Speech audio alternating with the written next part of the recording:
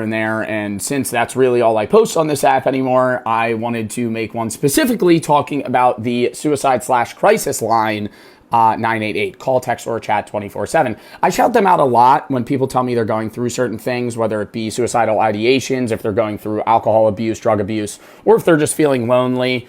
And I think a lot of time people have hesitancy to reaching out because they feel like their conversation may not be confidential. They don't really feel comfortable talking on the phone specifically. And I'm letting you know, you don't need to do that. Number one, your conversation is confidential. Number two, you don't need to call them if you don't feel comfortable. Obviously, that might be one of the best ways you're able to, speak to somebody on phone, person to person, but you can literally text them or just regular on, computer chat with them on their website specifically. I'm going to link it below. It's not something where you have to be individually speaking on the phone with somebody explaining your problems. I know that could be somewhat uncomfortable for a lot of people, especially with somebody that you may not know personally.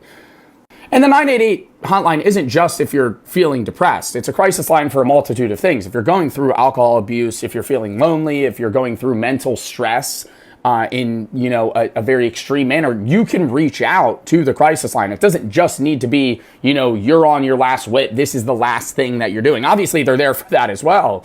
But if just going through something, you can call, text, or chat them before it gets worse. You know what I mean? They're there to provide counseling and support and kind of point you in a direction that you're able to get help with whatever problem that you're going through. And there's no real problem that is too big or small. I wanted to make this specifically about 988 because I'm doing a, support marathon / charity stream for them April 13th around like 4 EST-ish.